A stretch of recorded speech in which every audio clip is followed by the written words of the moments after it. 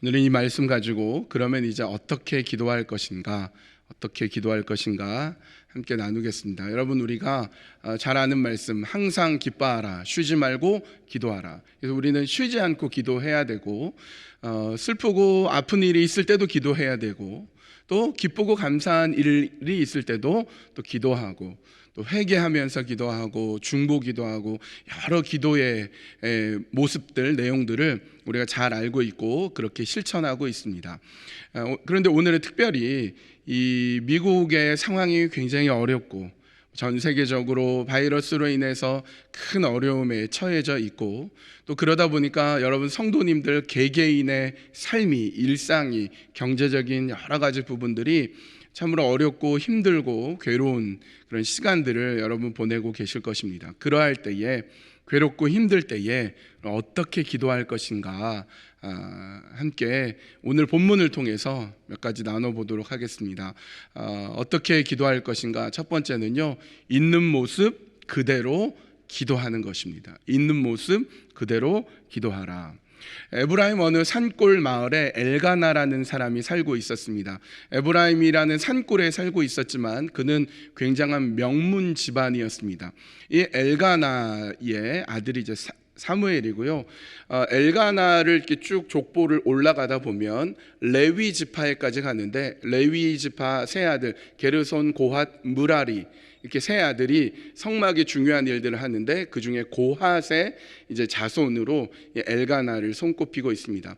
역대기상으로 가면, 역대기상은 이스라엘 족보, 위대한 인물들, 또 왕족들의 족보가 이렇게 나오는데, 거기에 당당하게 이 엘가나의 족보, 사무엘의 족보가 역대상 6장에 쭉 나오고 있습니다.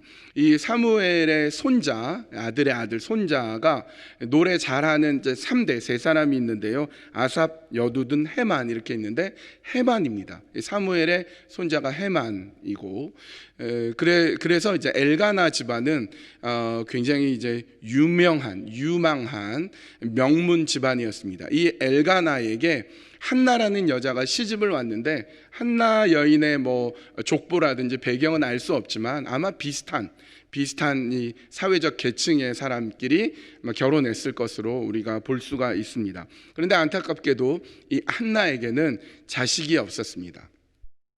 이 시대에 자식이 없었다는 것은 한 여자에게 있어서 그 여자의 모든 것이 부정되는 것과 같은 굉장히 어려운 것입니다.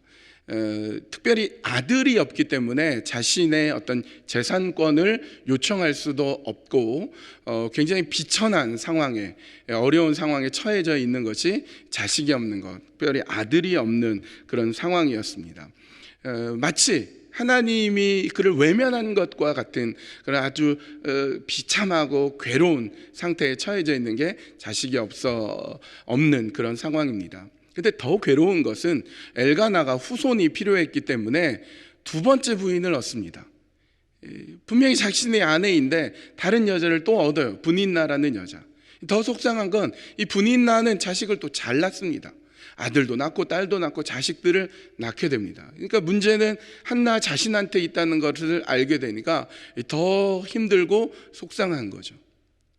거기에서 또 힘든 것은 이 브닌나가 이 한나를 괴롭힙니다. 이 개역개정 성경에 의하면 격동시켰다는 거예요. 격동시켰다. 마음을 굉장히 힘들게 합니다. 구체적으로 어떻게 괴롭혔는지 성경에 나와 있지 않지만 우리는 이제 눈에 보듯이 선하죠. 뭐 이렇게 비열한, 좀 비참하게 이렇게 본다거나, 자신의 자식들을, 이제 브닌나의 자녀들을 좀 안아보려고 하면 가까이 못 오게 한다거나, 막 이렇게 괄시한다거나 이런 일들이 있었을 것입니다. 그러니까 여러분, 한나는 심히 괴로웠습니다. 굉장히 힘들었습니다. 이 엘가나가 자신의 모든 가족들, 가문의 사람들을 다 데려다가 해마다 실로에 있는 성막으로 갔습니다. 이때는 성전이 아직 건설되지 않았을 때였기 때문에 성막으로 갔는데, 성막이 실로에 있었습니다. 실로에 있는 성막에는 법궤가 있었기 때문에 아마도 그 성막이 있는 곳은 대단히 유명했을 것으로 생각이 듭니다. 그곳에 해마다 온 가족이 가서 하나님께 제사를 지내게 되는데요. 제사를 지내면 자손들에게, 자식들에게, 또 아내에게 이제 어떤 몫을 떼어줬습니다. 근데 이제 엘가나는 한나를 너무나 사랑했기 때문에 한나에게는 비록 자식이 없지만 두 몫을 떼서 주었습니다. 그러나 아무리 그렇게 해도 한나는 위로가 되지 않았습니다. 해마다 실로에서 제사를 지내는 날은 일종의 축제의 날이었습니다. 굉장히 기쁜 날이고 굉장히 많은 음식들도 있고 잔치하고 아주 흥겨운 그런 날이 이런 잔치날, 이 제사 날인데 유일하게 한 사람만 슬펐습니다. 한나는 그 많은 음식이 있어도 전혀 먹지도 않고 울기만 하고 아파하기만 했습니다.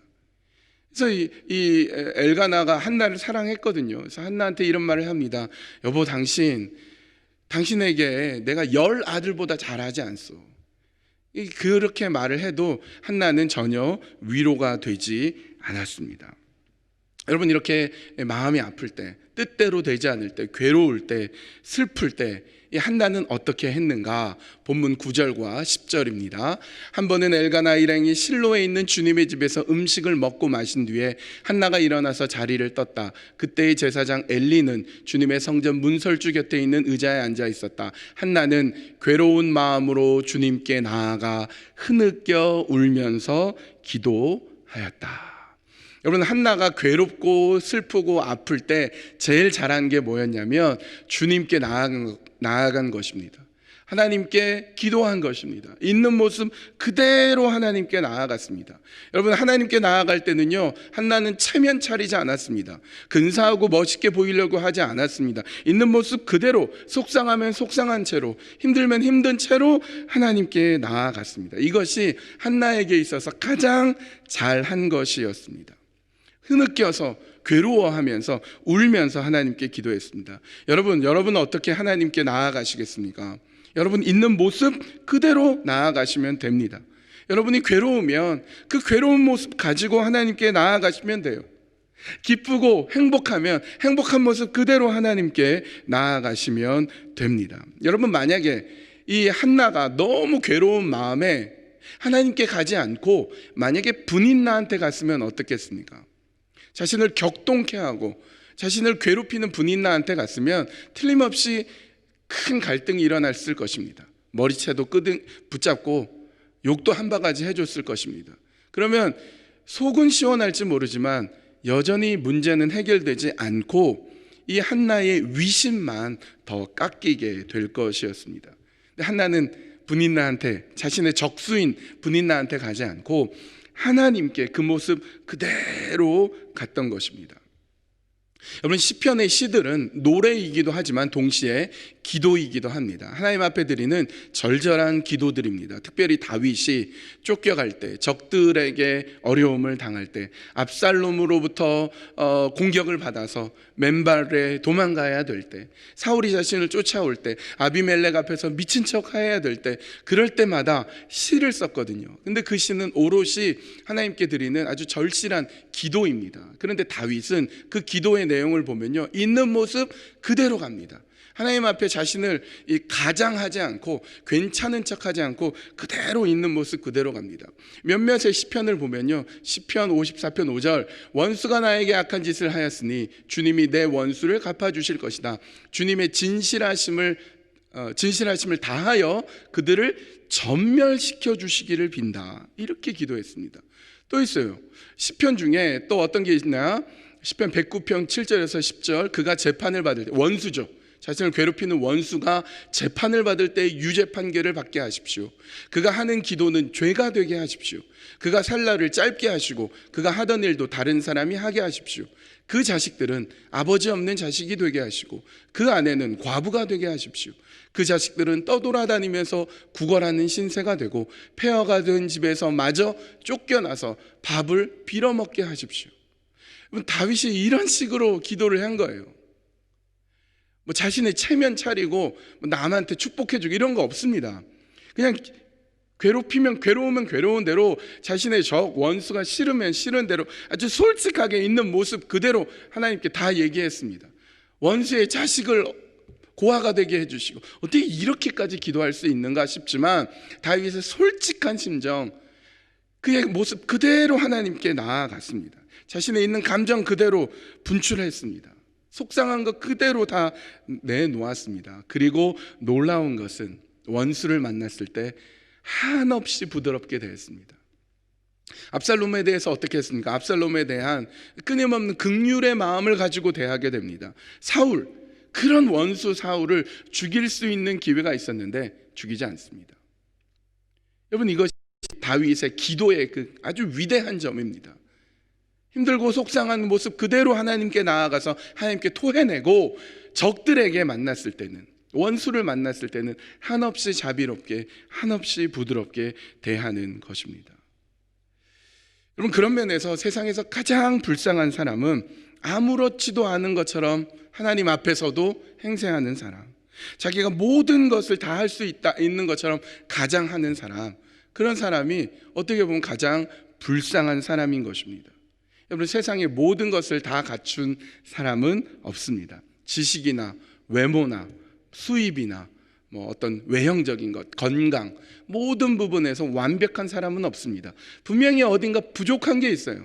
여러분, 그것에서부터 기도가 시작이 됩니다. 가장 위험한 상황은 나에게 더 이상 부족함이 없을 때, 모든 것이 만족하게 갖추어졌을 때, 심지어 기도조차 필요가 없는 상황이 가장 위험한 상황입니다. 누가복음 12장에 가면 예수님께서 이런 비유를 얘기하시는데, 어떤 부자가 있었어요. 땅도 넓고 논과 밭이 굉장히 넓어서 그해 또 풍년이 들어가지고 엄청난 소출을 거두게 됩니다. 그래서 이 주인이, 이 부자가 큰 창고를 짓게 해가지고 그 창고에 몇 년간 실컷 먹을 수 있는 곡식을 거기다가 쌓아 놓습니다. 그리고 이렇게 얘기하죠. 내 영혼아, 편히 쉬어라. 내가 몇 년간 먹을 거 다 준비했으니 편하게 쉬어라. 그때 예수님이 뭐라고 말씀하시냐? 그 부자에게 오늘 밤 그 영혼을 하나님이 거두어 가시면 그 많은 양식이 무슨 소용이 있겠느냐? 모든 것이 다 갖춰져서 너무나 평안하고 너무나 만족해서 기도조차도 할 필요가 없는 상태, 이것이 가장 위험한 상태라고 볼 수 있습니다. 그리고 그보다 더 심각한 상황이 있는데요, 힘들어요. 상황이 너무 힘들고 어려운데 기도하지 않는 겁니다. 내가 알아서 하겠다, 내가 혼자서 해보겠다 하는 상태, 매우 위험한 상황입니다. 이런 상황이, 이런 사람이 성경에 실제로 나옵니다. 이집트의 바로왕 같은 경우, 여러분, 이 바로왕에게 10가지 재앙이 닥쳐옵니다. 피, 개구리, 악질, 독종, 우박, 메뚜기, 흑암, 장자의 죽음, 이 10가지 재앙이 닥쳐옵니다. 여러분, 한 가지 재앙만 닥쳐도 너무나 고통스러운데, 여러분, 이 바이러스 하나만 닥쳐도 너무나 힘들잖아요. 근데 이 이집트의 바로왕은요, 한 가지 재앙이 지나고 또 한 가지 오고 또 오고 또 오고, 이게 10가지나 왔어요. 10가지나. 근데 한 번도 하나님께 무릎 꿇지 않습니다. 한 번도 주님께 돌아오지 않았습니다. 가장 위험한 상황인 것이죠. 그래서 어떻게 됩니까? 결국은 망하고 맙니다. 여러분, 빨리 무릎을 꿇으십시오. 빨리 하나님께 나아가십시오. 여러분, 있는 모습 그대로 하나님 앞에 무릎 꿇고 기도하고 나아가는 것, 그것이 중요합니다. 특별히 여러분, 지금처럼 괴롭고 막막하고 어디 호소할 데도 없고 너무나 힘들고 괴로운 그때에 여러분, 그 모습 그대로 하나님께 나아가면 됩니다. 여러분, 그 마음 그대로 안고 하나님 앞에 나아가십시오. 다른 데서 방법이 없을 때, 어떻게 해야 될지 모를 때, 여러분, 그럴 때 어떤 힘을 찾아가고 어떤 방법을 찾아가고 어떤 꼼수를 찾아가는 것이 아니라, 그래서 끝내 내가 어떻게 해보려고 하다가 자기 자신에 대한 어떤 자포자기, 자기 학대로 가는 것이 아니라 하나님께 나아가는 것, 그것이 중요한 것입니다. 오늘 본문의 한나처럼 흐느껴 울면서, 통곡하면서, 아파하면서 내 감정이 터져 나오도록 하나님 앞에 울면서 기도하는 것, 슬프면 슬픈 대로, 눈물 나오면 눈물 나오는 대로 하나님께 나아가십시오. 그것이 우리가 기도하는 것입니다. 왜 그것이 우리에게 중요한 기도인가?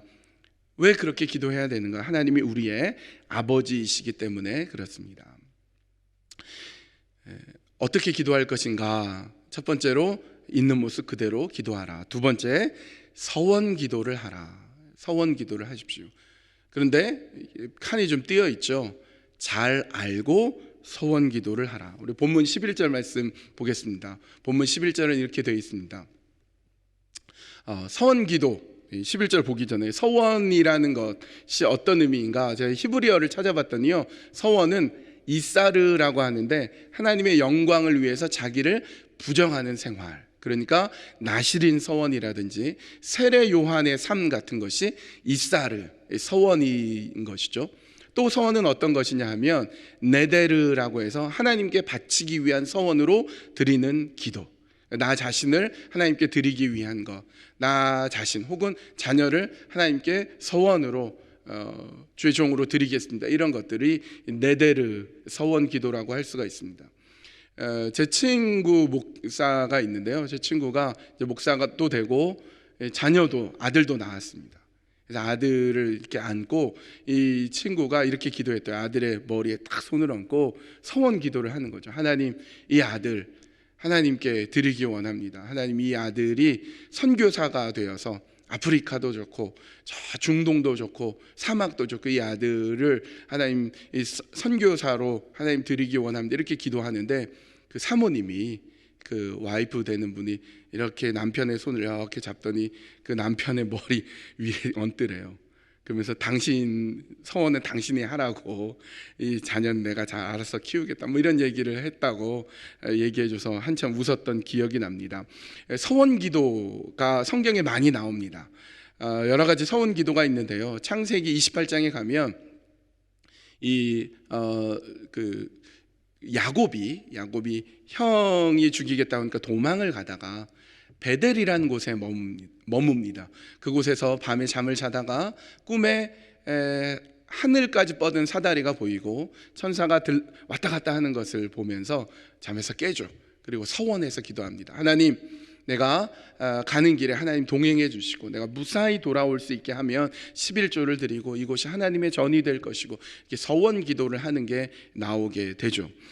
나실인 서원이 민수기 6장에 가면 나옵니다. 머리에 삭도를 대지 않고, 머리를 자르지 않고, 또 술을 가까이 하지 않고, 시체를 만지지 않겠다, 이런 서원이 있죠. 또 바울도 서원한 게 나옵니다. 사도행전 18장 18절에 가면 겐그레아라는 곳에 가서 서원 때문에 그가 머리를 깎습니다. 서원한 것이 있어서 머리를 깎는 것, 이런 것들이 있습니다. 그런데 여러분, 성경에는 서원 기도에 대해서도 많이 나와 있지만 거꾸로 함부로 서원하지 말라는 말씀도 나와 있습니다. 이기적인 욕망을 위해서 서원 기도하지 말라, 이런 게 나와 있습니다. 잠언 20장 25절, 경솔하게 이것은 거룩하다 하여 함부로 서원하여 놓고 나중에 생각이 달라지는 것은 사람이 걸리기 쉬운 올감이다. 함부로 서원하지 말라는 거죠. 전도서 5장 5절에도 서원하고서 지키지 못할 바에는 차라리 서원하지 않는 것이 낫다, 이렇게 말씀하고 있습니다. 성경에서 잘못된 서원의 예가 몇 가지가 있습니다. 사사기에 나오는 입다 같은 경우, 여러분 입다가요 하나님의 영을 받습니다. 여러분, 성령이 충만하고 하나님의 영이 함께하면요 전쟁에 나가면 100% 이깁니다. 하나님이 함께 하시는데 반드시 이기게 되죠. 근데 여러분, 이 입다는 전쟁에 나가면서 성령 충만 받고서도 서원을 하는데요, 만약에 이 전쟁에서 이기게 해주신다면 돌아올 때 제일 처음 자신을 맞이하는 사람을 내가 하나님께 번제로 드리겠습니다, 이렇게 약속을 해버립니다. 동물이 아니에요. 사람을 드리겠다고 합니다. 여러분, 하나님께서는 모세를 통해서 레위기 18장, 레위기 20장에서 인신제사, 사람을 바쳐서 아들을 불 가운데 던지고 태워 죽이고 이런 것들에 대해서 엄격하게 금했습니다. 그것은 가증한 것이다, 그것은 우상 숭배하는 것이다 라고 분명히 하나님은 말씀해 주셨어요.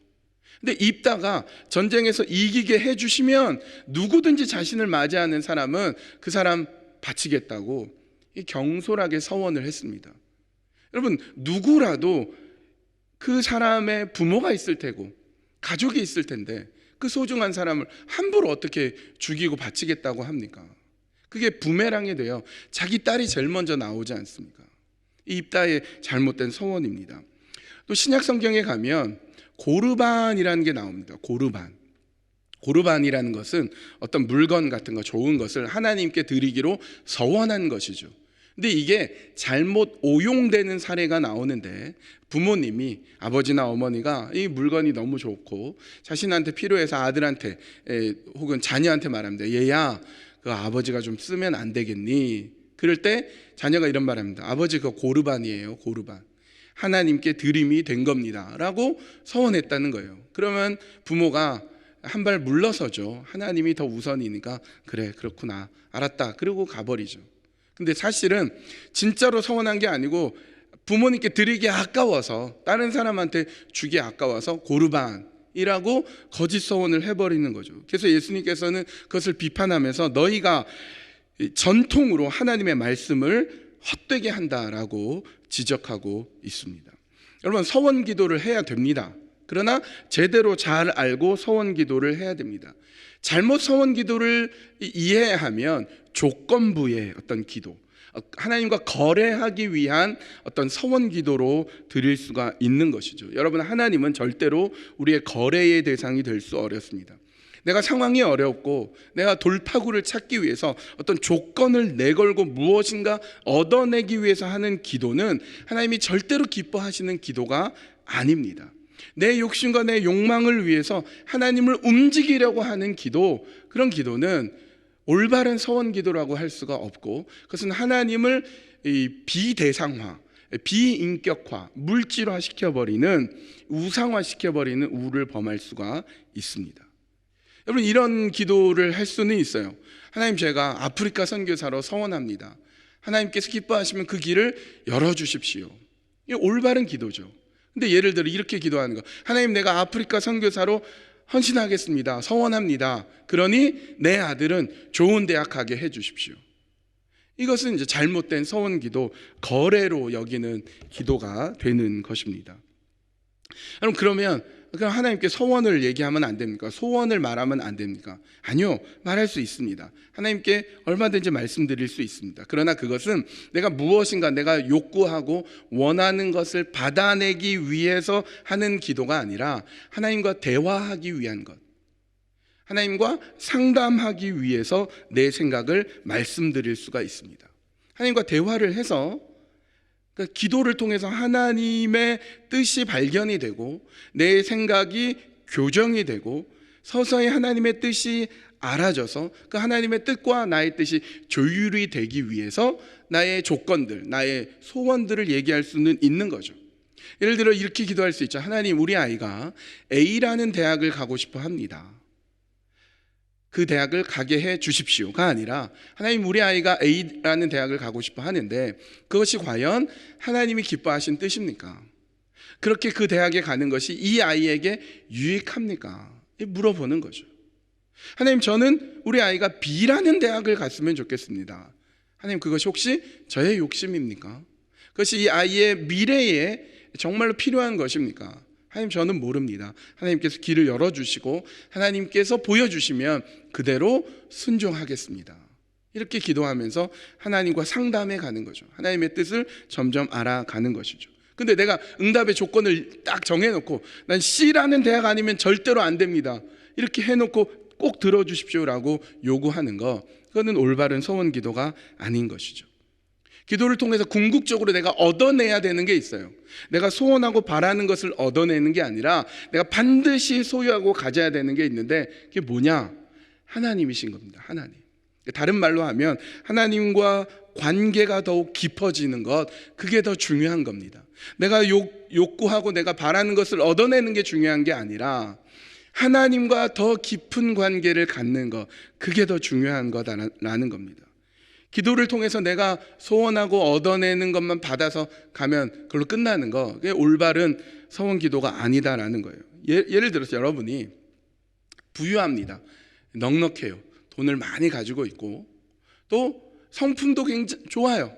누구든지 도와줄 마음이 항상 준비되어 있는데, 여러분이 예배를 마치고 이렇게 나갔는데 낯선 분이 여러분을 딱 보더니 안녕하세요 선생님, 제가 선생님 저를 모르지만 저는 선생님 너무 잘 알고 있습니다. 선생님 너무나 훌륭하신 분이시고 선생님은 아주 대단한 분이라는 걸 잘 알고 있습니다.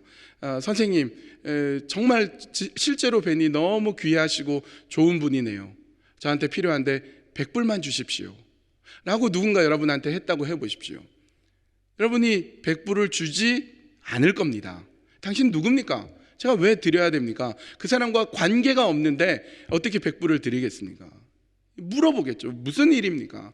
이러면서 관계를 가지지 않으면 100불을 주지 않습니다. 하물며 우리도 그런데 모든 것을 소유하고 모든 것을 다 주실 수 있는 하나님이, 여러분이 하나님은 높은 분입니다, 하나님 찬양 받으십시오, 하나님은 귀한 분입니다, 나한테 이게 필요합니다, 주십시오, 주실 수 있어요. 그러나 하나님은 무슨 일인데 너와 얘기 좀 하자, 하나님은 깊은 관계를 갖고 싶어 하실 것입니다. 여러분이 어렵고 힘들고 어떤 절박한 기도를 드릴 때 그 원하는 소원의 목적을 두지 않고 하나님의 관계 속에 있으면 그것을 이루어지든지 않든지 그것이 중요한 것이 아니라 하나님을 알고 만나고 하나님과 더 깊은 관계를 갖는 것, 그것이 더 중요하게 됩니다. 여러분, 만약에 절박하여서 어떤 특정한 조건을 내걸고 기도해서 그 기도가 들어지게 되면 그 다음에 내가 원하고 만족했으니까 기도 안 하시잖아요. 만약에 기도를 안 들어주신다, 어떤 원하는 것이 안 되면 실망해서 그냥 하나님 떠나버리시잖아요. 근데 여러분, 이 기도라는 것이 하나님과의 만남이 되고 하나님과의 교제 속에서 기도가 깊어질 때 그 기도 자체가 중요하게 되고 그 기도를 통해서 만난 하나님이 중요하게 된 것입니다. 그래서 여러분, 어떤 문제가 있을 때 그 문제에만 집중하는 것이 아니라 하나님께서 그 문제를 어떻게 다루어 가시는지, 하나님께서 나에게 그 문제를 통해서 어떤 말씀을 하시는지, 하나님이 내 삶을 어떻게 인도해 나아가시는지를 바라볼 수 있어야 됩니다. 그럴 때 하나님께서는 모든 기도에 응답해 주시는 것이죠. 기도의 응답이 yes, no, wait 이렇게 우리가 배우곤 했는데 사실은 그 모든 것이 응답인 것입니다. 하나님께 내 절박하고 원하는 것을 기도했는데 하나님이 들어주셔도 응답. 하나님께서 안 들어주세요. 계속 안 들어주시고 미루어져도 그것 자체도 이미 응답이고, 끝끝내 원하는 게 안 되어도 그것이 하나님의 응답이 되는 것입니다. 그래서 여러분, 계속 기도하다 보면 원래 내가 언제까지 이게 이루어져야 되고 어떤 방식으로 이루어져야 된다고 내 머릿속에 있는데, 기도하다 보면 그게 바뀌게 되죠. 하나님과 깊은 관계를 갖다 보면 내가 언제까지 이게 이루어지는 게 중요한 게 아니구나, 내가 이런 방식으로만 이게 이루어지는 것이 중요한 것이 아니구나, 그냥 하나님을 만나고 하나님과 함께 있는 것 그 자체가 더 좋구나, 문제보다 더 크신 하나님을 만나는 것, 그것이 더 귀하고 좋은 것이라는 것을 알게 됩니다. 본문으로 돌아와 보겠습니다. 본문에 놀라운 것을 여러분 발견하게 되는데요. 본문 11절, 한나는 서원하며 아뢰었다. 서원 기도가 나오죠. 만군의 주님, 주님께서 주님의 종의 이 비천한 모습을 참으로 불쌍히 보시고 저를 기억하셔서 주님의 종을 잊지 않으시고 이 종에게 아들을 하나 허락하여 주시면 저는 그 아이의 한평생을 주님께 바치고 삭도를 그의 머리에 대지 않도록 하겠습니다. 여러분, 잘 보면 이게 조건인 것처럼 보이고 흥정, 하나님과 거래하는 것처럼 보이는데요, 그렇지 않은 이유가 있습니다. 하나는 이 기도가 끝나고 난 다음에 한나는요 아무렇지도 않게 됩니다. 여러분, 아직 아들이 태어난 게 아니에요. 임신한 것도 아니고요. 분인나는 여전히 자신을 괴롭힙니다. 근데 기도하고 나니까 단지 기도만 했을 뿐인데 이렇게 바뀝니다. 본문 18절, 한나가 대답하였다. 제사장님, 이 종을 좋게 보아주시기 바랍니다. 한나는 그 길로 가서 음식을 먹었다. 그리고 다시는 얼굴에 슬픈 기색을 띠지 않았다. 여러분, 단지 이 기도만 했을 뿐인데 그 길로 음식을 먹어요. 아까까지 음식을 못 먹었잖아요. 이제는 슬프지가 않아요. 아무것도 달라진 게 없습니다. 그가 원하는 대로 이루어진 게 하나도 없어요. 근데 밥도 잘 먹고 울지도 않고 기뻐하면서 이렇게 살아갑니다. 왜요? 이것이 서원, 어떤 조건부 기도가 아니라 하나님을 만나는 기도. 아, 하나님께서 역사하시는구나, 하나님이 어떤 분인구나, 이거 알기 때문에 아무렇지도 않게 됩니다. 그리고 또 놀라운 것은 여러분, 사무엘이 결국 태어나게 되는데 젖을 뗄 때, 가장 예쁠 때 하나님께 드립니다. 자식 때문에 고통했고 자식 때문에 모든 문제를 갖고 있었는데 자식이 생겼는데 그걸 하나님께 드려버립니다. 하나님의 종으로 그냥 자신의 손에서 놔버려요. 자식이 없는 것과 똑같이 돼버립니다. 근데 그렇게 드리는 거죠. 기도를 통해서 내가 원하는 것에 몰두한 것이 아니라 이제 하나님을 알게 됐고 하나님을 경험하게 되었고 하나님의 역사를 알게 됐기 때문에 하나님, 나에게 이제 자식이 있느냐 없느냐가 중요한 게 아니라 하나님이 나에게 있는 것, 그게 더 중요한 게 됩니다. 기도하고 났을 때 엘리 제사장이 술을 끊으라 이렇게 말했어요.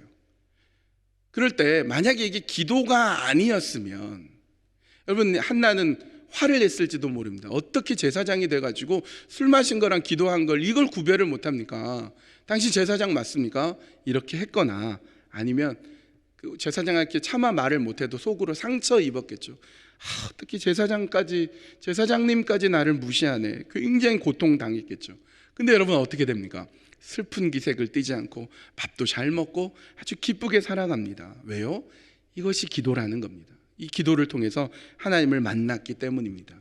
그러므로 여러분, 서원 기도란 내가 하나님으로부터 무엇인가를 받아내기 위해서 조건적으로 약속하는 것이 아니라 하나님이 어떤 분이신지 알고 그분과의 깊은 교제 속에서 하나님 사랑하고 하나님의 뜻대로 살아가기로 결정하는 것, 이게 서원 기도다라는 것입니다. 그런 서원 기도를 매일 드릴 수 있어야 되겠습니다. 세 번째로, 우리 어렵고 힘든 상황에 이제 어떻게 기도할 것인가? 계속 기도하십시오. 계속 기도하십시오. 본문 12절입니다. 한나가 주님 앞에서 계속 기도를 드리고 있는 동안에 엘리는 한나의 입술을 지켜보고 있었다. 영어 성경을 찾아보니까요, 이 계속 기도가 어떤 성경은 continued praying 혹은 keep on praying입니다. 한나가 이렇게 계속 기도한 거, 이 서원 기도하는 것을 계속했다라는 의미이지만 저는 한나가 그 이후에도 계속해서 기도하고 그녀의 기도는, 한나의 기도는 끝나지 않았을 것이라고 봅니다. 김영복 목사님이 쓴 사귐의 기도라는 책이 있습니다. 이런 책이죠. 사귐의 기도라는 책 55페이지에 보면 기도는 눈을 뜨면서 시작된다라는 부분이 있는데요, 제가 한번 읽어보겠습니다. 이렇게 되어 있습니다. 기도는 우리가 할 일을 모두 하나님께 떠맡겨 버리는 것이 아니다. 하나님이 무엇을 하시도록 시키는 것이 아니다. 내가 그렇게 하겠다고 결심하는 것이다. 하나님, 저를 진실하게 해주소서라고 기도했다고 하자.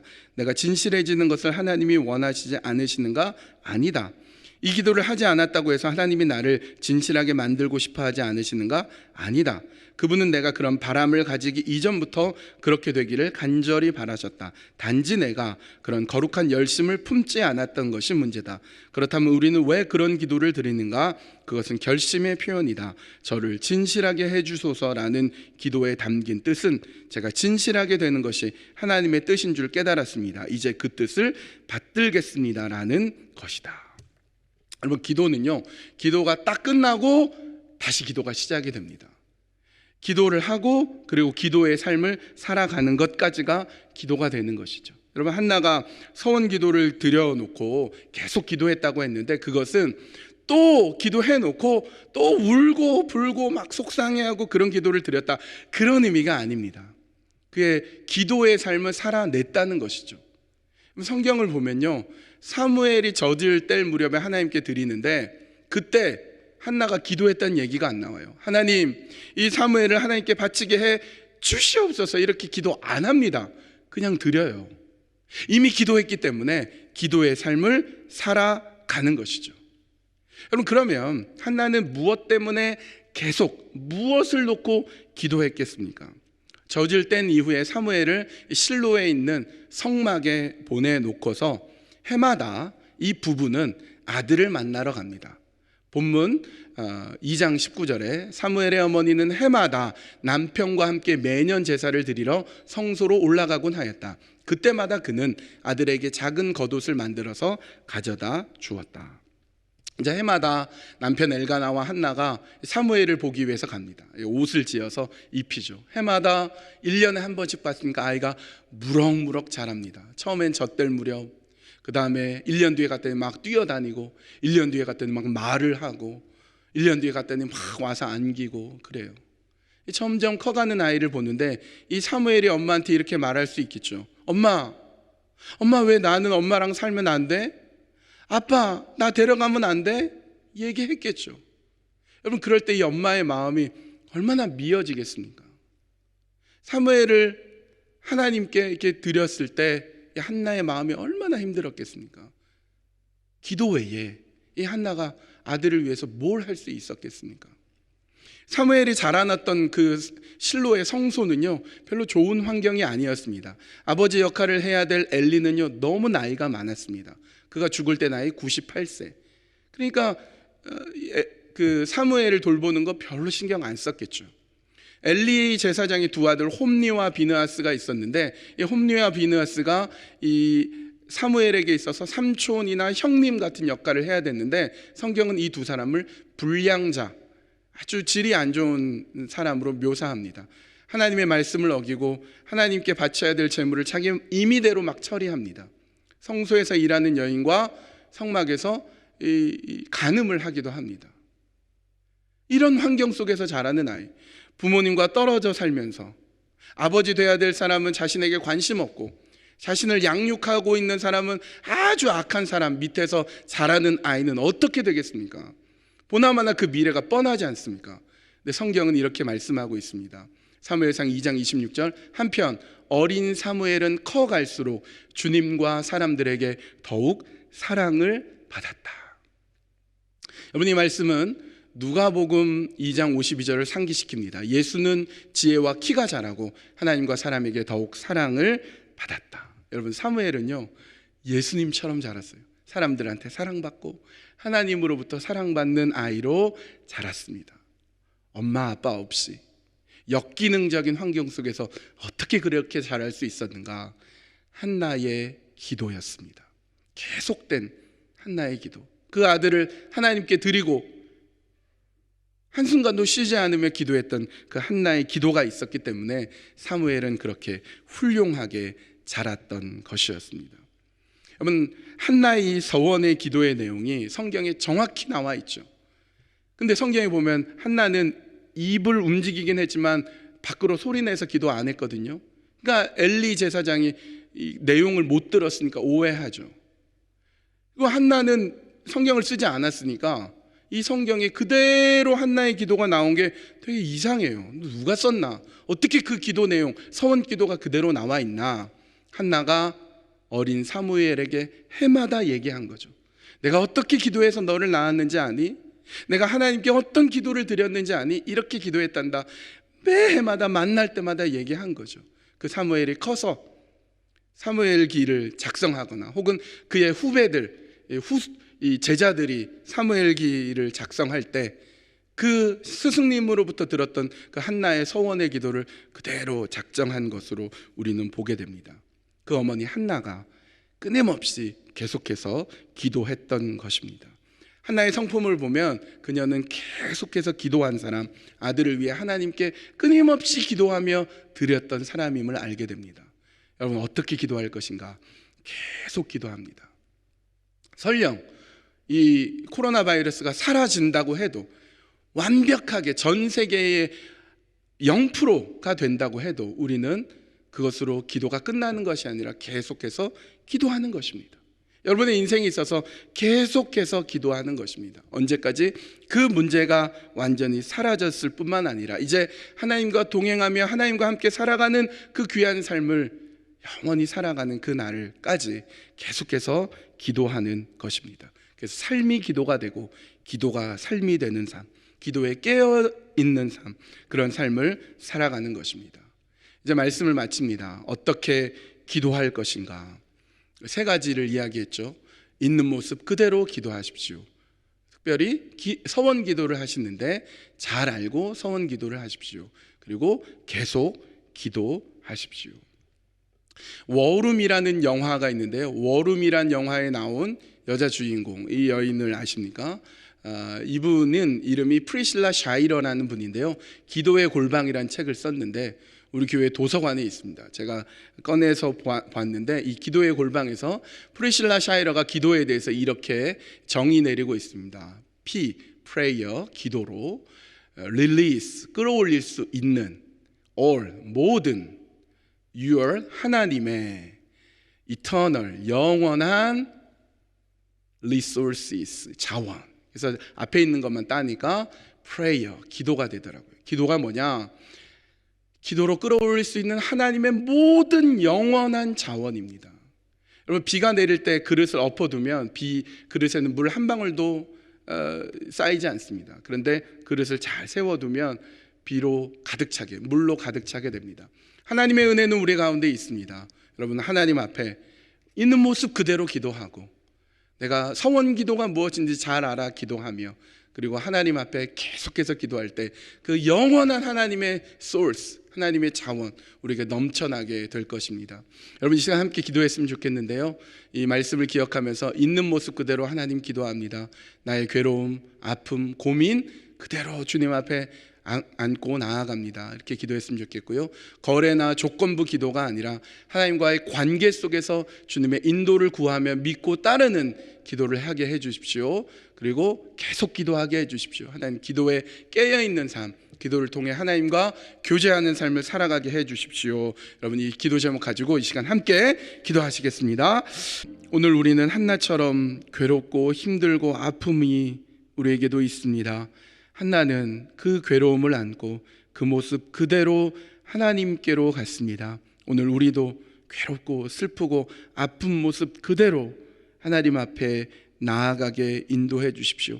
한나는 하나님께 서원 기도를 드렸습니다. 그러나 그것이 거래나 조건부의 기도가 아니라 하나님과의 깊은 교제 속에 하나님이 어떤 분이신지 알며 하나님이 어떻게 그의 삶을 인도하신지를 아는 그런 기도가 되었습니다. 오늘 우리가 하나님께 드리는 기도도 하나님 앞에 하나님이 인도해 주시고 하나님 우리의 삶을 책임지시며 우리 삶 가운데 역사하시는 주님이심을 알고 하나님과 깊은 교제 속에 설 수 있는 그런 기도가 드려지게 인도하여 주시옵소서. 계속해서 기도드리기를 원합니다.